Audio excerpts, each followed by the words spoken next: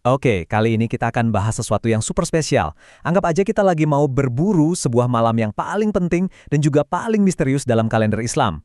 Untuk memulai, coba deh bayangin, 1.000 bulan. 1.000 bulan itu, kalau dihitung-hitung, lebih dari 83 tahun. Wah, itu kan lebih panjang dari rata-rata umur kita loh. Nah, gimana kalau saya bilang ada satu malam ibadah yang nilainya bisa lebih dari seumur hidup? Keren banget kan? Inilah janji luar biasa dari malam yang kita kenal sebagai Lailatul Qadar. Oke, jadi apa sih yang bikin malam ini begitu powerful? Yuk kita bedah sama-sama.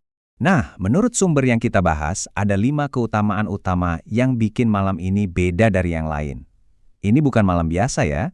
Ini malam di mana Al-Quran pertama kali diturunkan, takdir kita untuk setahun ke depan ditulis, para malaikat turun ke bumi, dan penuh dengan kedamaian sampai pagi. Bahkan, Al-Quran sendiri yang bilang, malam kemuliaan itu lebih baik dari 1.000 bulan.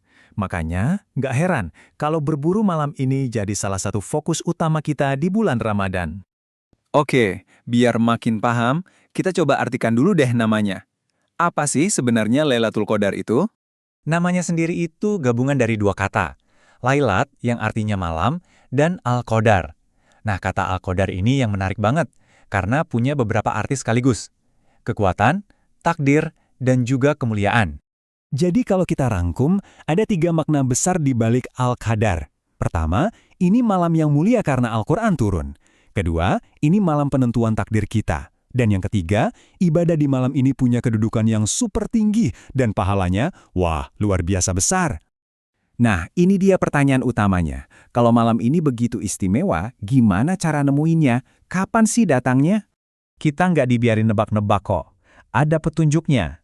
Pencariannya itu difokuskan pada 10 malam terakhir bulan Ramadan, terutama di malam-malam yang ganjil. Yap, petunjuknya jelas banget ya dari hadis ini. Carilah Lailatul Qadar pada malam-malam ganjil dari 10 hari terakhir Ramadan, jadi catat baik-baik, fokus kita ada di situ. Tapi mungkin kamu bertanya-tanya, kenapa sih tanggal pastinya nggak dikasih tahu aja? Kan lebih gampang. Ternyata ada ceritanya. Dulu Nabi sempat mau kasih tahu tanggal pastinya, tapi karena beliau melihat ada 2 orang yang lagi bertengkar, akhirnya pengetahuan spesifik itu diangkat lagi. Dan ternyata ada hikmah besar di balik semua ini.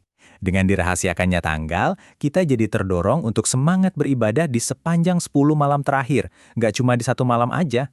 Jadi kelihatan deh siapa yang benar-benar serius mencarinya.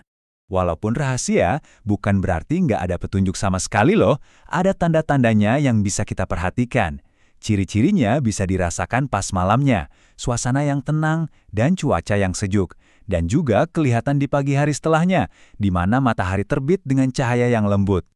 Oke, sekarang kita udah tahu kapan dan apa tandanya. Terus amunisi apa aja nih yang perlu kita siapkan biar perburuan kita sukses? Nah, ini dia beberapa amalan yang dianjurkan banget. Tentu saja, perbanyak sholat malam, lalu panjatkan doa-doa terbaik kita. Kalau bisa, itikaf di masjid. Dan jangan lupa, banyak-banyak baca Al-Quran, karena ini kan malam turunnya Al-Quran. Bahkan ada satu doa yang paling top, yang diajarkan langsung oleh Nabi ke istrinya, Aisyah. Doanya simpel tapi maknanya dalam banget. Allahumma innaka afuwun tuhibbul afwa fa'fu anni. Artinya, ya Allah, Engkau maha pemaaf dan mencintai kemaafan, maka maafkanlah aku. Ini doa andalan banget. Dan terakhir, ini nih tips-tips praktisnya biar kita nggak kehabisan bensin. Coba deh tidur siang sebentar, pas buka puasa jangan kalap makan minumnya. Kalau kerja jangan sampai kecapean. Pasang alarm, ajak juga keluarga buat ibadah bareng biar makin semangat. Pahalanya lebih besar dari ibadah seumur hidup loh. Pertanyaannya sekarang, gimana persiapan kamu untuk berburu malam ini? Ingat ya, ini bukan cuma soal 1 malam. Ini soal sebuah kesempatan emas, sebuah perjalanan penuh pengabdian, dan juga harapan.